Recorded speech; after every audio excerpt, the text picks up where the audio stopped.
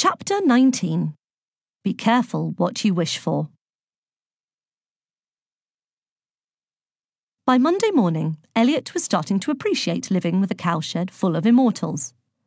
In a single day, Hestia, the goddess of the hearth, had transformed Elliot's tatty farm into a home that looked like it had jumped out of the pages of a magazine. Some changes were simply the result of a good eye for interior design. The peeling walls were covered in fresh coats of bright paint, sumptuous fabrics covered the plush new sofas and armchairs, and the bedrooms now had enormous fluffy beds that sank a foot when you lay on them. Other alterations, however, suggested that this was no average DIY job. The bathroom had a shower that flowed like a warm, scented waterfall, with a bathtub permanently filled with hot, bubbly water that was big enough to swim in. Even the toilets played a Mozart piano concerto when you sat on them. But Elliot's favourite changes were in the kitchen, which boasted a self-emptying dishwasher, a washing machine that dried, ironed and folded clothes before spiriting them back into their drawers, and, Elliot's personal favourites, a fridge and a kitchen cupboard that always contained exactly what you wanted to eat. Josie had accepted Elliot's explanation that some friends were staying to help with the farm, even when Virgo had staggered into the kitchen under a tomato the size of a satellite dish, or when Hestia transformed their black and white TV into a flat-screen plasma with that expensive games console Elliot had fancied. If anything, Elliot thought Mum seemed better for having the gods around, chatting to her about life on the farm, and none of them batting an eyelid when she asked the same question several times, or forgot something they just told her. It was a huge relief that someone could watch her while he was at school, and, for the first time in ages, Elliot was feeling the benefits of having some help. But no matter how great the house looked, he was still going to lose it unless he could find £20,000 by Friday.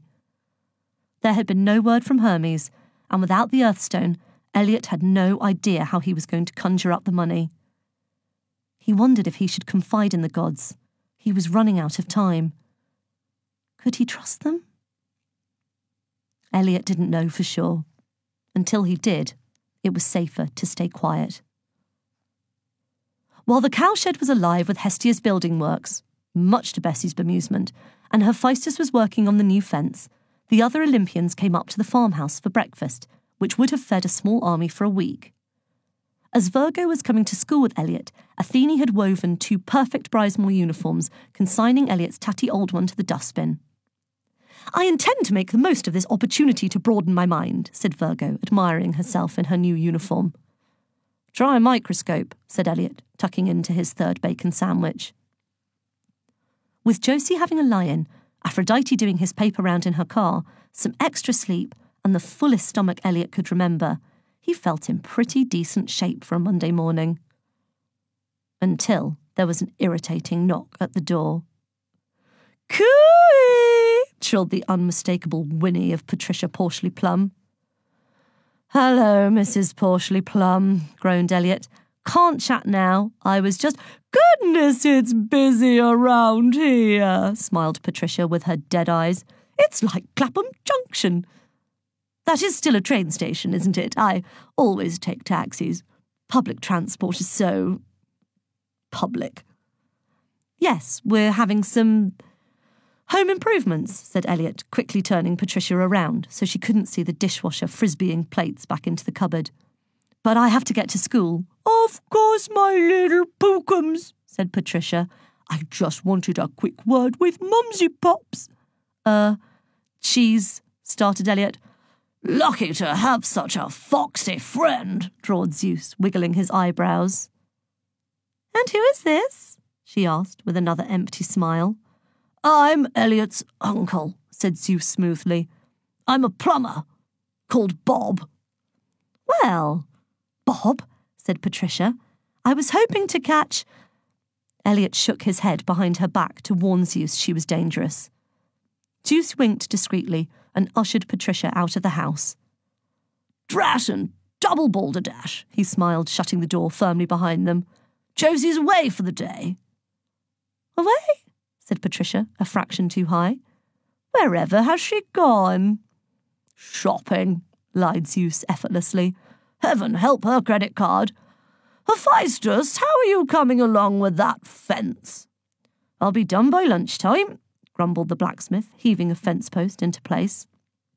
Marvellous, said Zeus to Patricia, tucking her reluctant arm into the crook of his elbow. You can't be too careful these days. Never know who might want to get in. Quite, said Patricia, as she was half dragged up the path and out of the gate. If you could let Josie know I called. Of course, said Zeus, his eyes narrowing. Mind how you go. You too, said Patricia, her eyes narrower still, as Elliot and Virgo brushed past her to set off over the fields to school. Zeus had secured Virgo's place at Brizemore with a phone call to Call Me Graham earlier that morning, pretending to be the headmaster of a prestigious girls' boarding school. He spun a story that Virgo was Elliot's cousin, a brilliant student who had just moved to the area and needed to continue her schooling. Clutching the certificates that Aphrodite had expertly forged, Elliot and Virgo walked up Brizemore's grand driveway.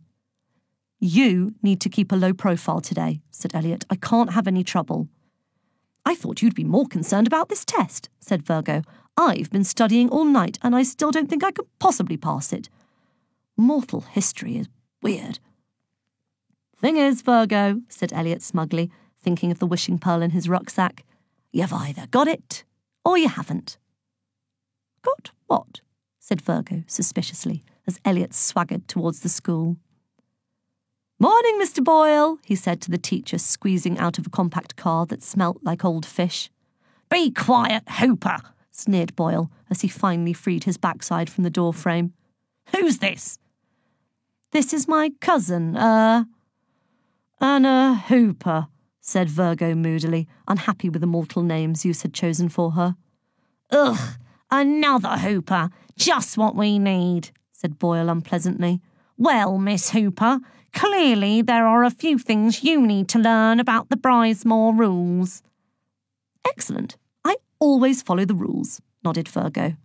Unless you change your hair colour by tomorrow, you'll earn yourself a detention. Whatever's wrong with my hair?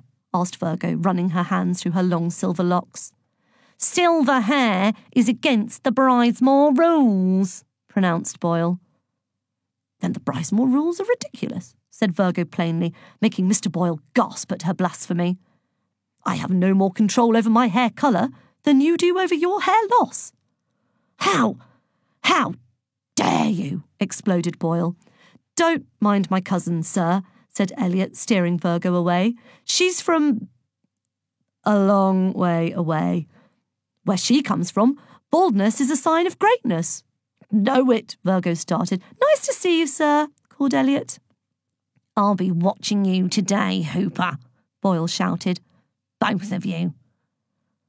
Great way to keep a low profile, sighed Elliot as they made their way into school. What a funny little man, said Virgo. Is he always that much of a Minotaur dropping, or was today a special occasion? Nah, said Elliot. He's always like that. Hates my guts. Why? Asked Virgo. What have your guts done to him? He doesn't like anyone who thinks for themselves, said Elliot. And it's possible that last year I sewed sardines in his car seats. But he's determined to get me kicked out, and I can't start a new school. They'd asked too many questions about... Josie, Mum, said Virgo quietly. Athene explained it to me. Mortal children aren't allowed to remain with suboptimal parents. You have a gift with words, said Elliot. But Boyle needn't worry. These exams will get rid of me. He knows I'll never get 85%. All the more reason to prove him wrong, Virgo said. Absolutely, he grinned, tapping his rucksack. Elliot and Virgo walked to the exam hall, where a straggle of fellow pupils were trembling outside, clearly exhausted after a sleepless night of frantic study. Suckers, Elliot muttered, as Brainy Bryony burst into tears, and her boyfriend Drippy Dominic was sick in a wastepaper bin. The waft of old vegetable soup announced that Boyle had arrived. The sad gaggle of students trudged into the hall, holding their breath to walk beneath Boyle's smelly armpit as he held the door to count them all in.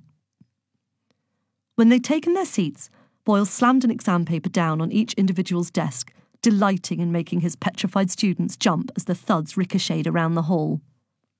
"You have 1 hour," he announced with a ghoulish grin. "You may begin." Elliot watched scornfully as his classmates whipped over their papers in horror and started furiously scribbling away. Elliot casually turned over his test. He didn't have a clue how to answer a single question. But then he didn't have to. He waited until the patrolling Mr. Boyle had walked past his desk. "I wish," he whispered as quietly as he could, "to pass this test." There was a tiny tinkling from his rucksack. Elliot sat completely motionless, his eyes closed, waiting for his mind to fill with inspired historical knowledge. But nothing happened. He cautiously opened one eye to see if the test paper had simply written itself. It was completely blank. He didn't understand. Surely Aphrodite wouldn't give him something that didn't work. Suddenly, Elliot's hand snapped to his desk and grabbed hold of his paper. He darted his head around to check that Boyle hadn't noticed, but the history teacher was too busy looming over tearful Bryony, narrowly missing Dominic's second puddle of vomit. Elliot didn't get it. How was this going to pass the test? He tried to let go of the paper, but he no longer appeared to have any command over his hands. "What are you doing?" hissed Virgo, seeing Elliot shake next to her. "I don't know," whispered Elliot. "I can't help it." "Silence!" roared Boyle from the back of the hall, making everyone jump in their seats. Elliot tried desperately to release the paper, but now his hands seemed determined to raise it off the desk. "No, no, no," whispered Elliot as his arms lifted off the table and veered sharply to the right, bringing Elliot to his feet and pulling him over to Virgo's desk. "What the blazes are you doing, Hooper? Sit down," shouted Boyle as he charged towards Elliot. But Elliot was utterly powerless. His hands plonked his test paper heavily in front of Virgo. "Ow!" she yelped. "What's the matter with you?" "Silence!" said Boyle, arriving at her desk in a fury. "Hooper, you have precisely 2 seconds to return to your seat before I give you an automatic fail." "Sorry, sir," said Elliot, relieved to be free of the paper and turning back to his own desk. But his hands suddenly sprang to life again, grabbing Virgo's test and jerking towards the table in front of her. This time, they forced him to deposit Virgo's paper on Bryony's desk, who duly burst into tears again. The other students watched in bemusement as Elliot worked his way around the hall, picking up test papers and passing them on to the next person with increasing speed. "Everyone, get back to work," puffed a puce Boyle as he chased Elliot. "Hooper, I'll have your hide for this." But Elliot was completely out of control, frantically running from one desk to the next, passing exam papers around the room as Aphrodite's pearl granted his wish to the letter. "Help me!" he panted at Virgo as he completed his 3rd circuit. "Make it stop!" Virgo ran over to restrain him, but she was powerless against the Olympian's wishing pearl. Elliot darted from her grip and carried on passing the test from person to person, with a panting Boyle shouting threats a metre behind him. "This exam is over!" Boyle eventually roared amidst the chaos. At his words, Elliot's hands immediately dropped the paper he was holding and returned limply to his side, allowing the exhausted boy to crumple to the floor. "You've all failed," Boyle spat to a chorus of groans as every last one of Elliot's classmates shot him filthy looks. "Hoopers, you're both coming with me." "But I haven't," started Virgo. "Silence!" screamed Boyle, dragging Elliot up by the back of his blazer and frog-marching him and Virgo straight to the headmaster's office.